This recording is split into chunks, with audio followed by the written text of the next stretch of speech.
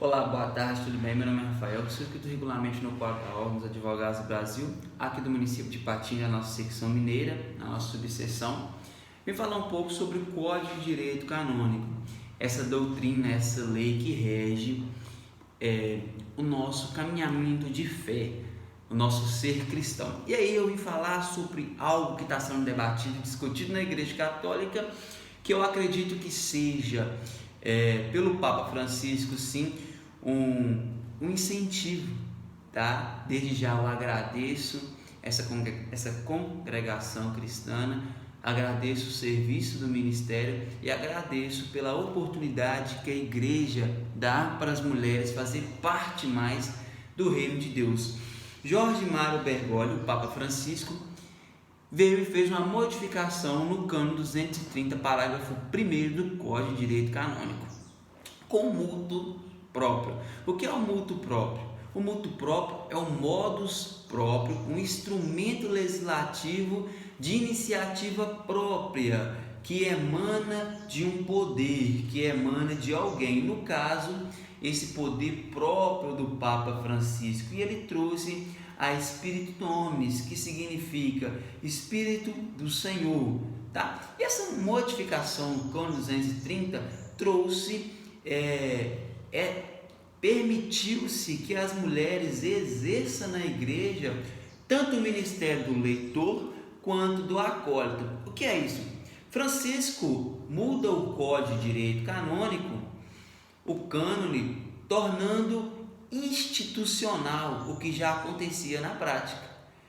O acesso das mulheres leigas ao serviço da palavra do altar, né? E quando o Papa fez essa carta, né, explicando e entregou ao cardeal Luiz Ladária, que ele é prefeito da congregação para a doutrina da fé, ele traz essa realidade de que as mulheres já têm esse cunho participativo na igreja. Sabemos nós, como nós hoje temos conhecimento que a igreja está cercada das mulheres, que sempre preserva o seu trabalho, que faz de forma bem feita. Então nada mais, nada menos que doutrinar na prática isso, colocar na realidade. Então, mas o que é ministério do leitor? O que é ministério do acólito? Beleza, perfeito. O leitor é um ministério que vem do latim lector, é aquele que lê, é o membro da Igreja Católica ou Anglicana, instituído para o ministério que lhe é conferido, o ministério que lhe é próprio, ou seja, realizar a leitura da palavra do Senhor em ambientes eclesiásticos, assembleias litúrgicas e dentre outros. Mas as mulheres já realizavam na prática, né? Só que de forma que ela supria a ausência daquele que já era concebido a fazer. Então até agora, porém, tudo isso corria de um verdadeiro próprio comum. Só que hoje não. Agora haverá um próprio mandado institucional, né, que haverá isso. Então São Paulo VI, que em 1972, ao abolir as chamadas ordens menores, que era assim que era chamado, decidia manter o acesso a esse ministério reservado apenas para o sexo masculino, né?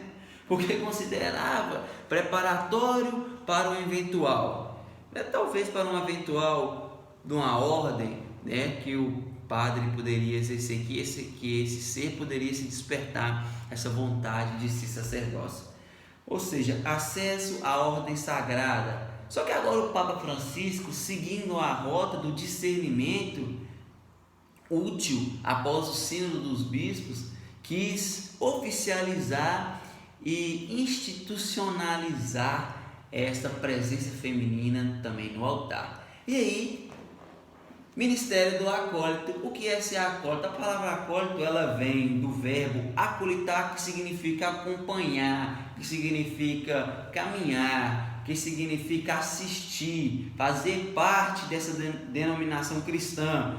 auxiliar o ministro da ordem nas ações litúrgicas, sobretudo nas celebrações da Santa Missa e dentre outras funções. Só que nesse acólito, nesse ministério há duas funções, na qual o acólito instituído e o acólito não instituído. O acólito instituído é pela mão do bispo diocesano, da diocese na qual você está.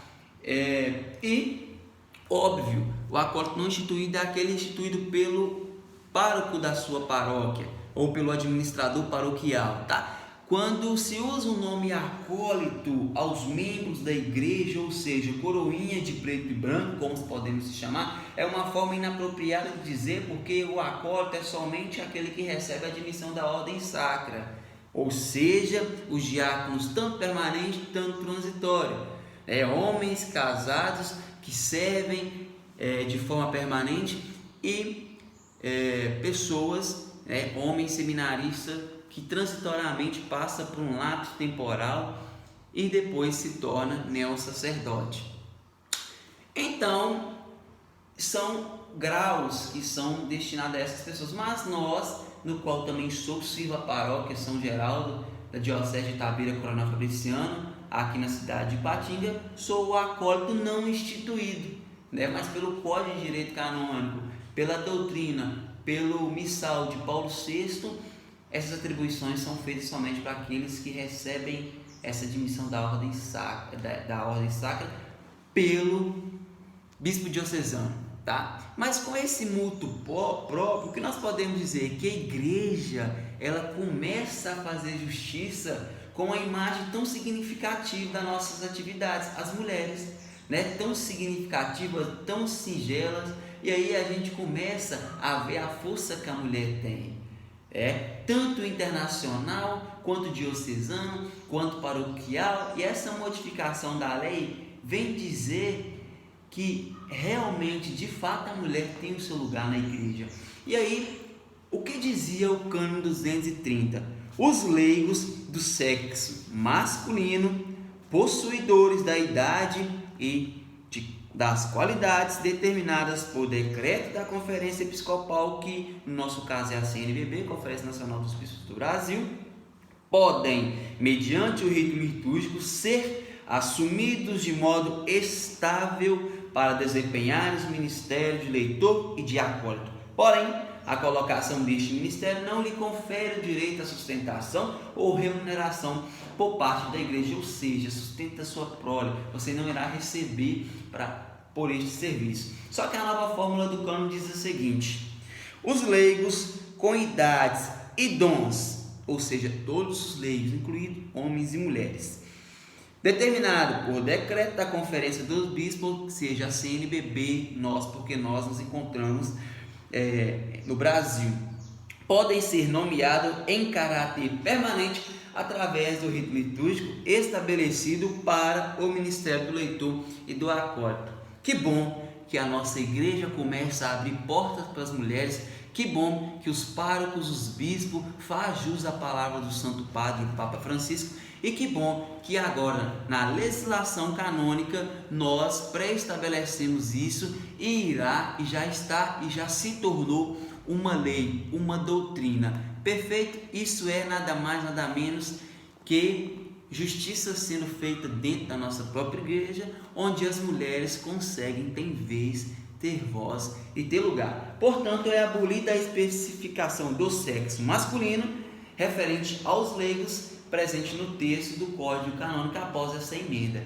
Então, que nós saibamos respeitar as mulheres, dar o lugar para ela, e ficamos felizes que o Santo Padre, o Papa Francisco, o Senhor Jorge Mário Bergoglio, abençoado por Jesus Cristo, vem fazendo um bom trabalho, vem fazendo e desenvolvendo um bom papel dentro da sociedade, dentro da nossa diocese, dentro do Brasil e dentro do mundo. Louvado seja Deus pela bondade, louvado seja Deus pela vitória.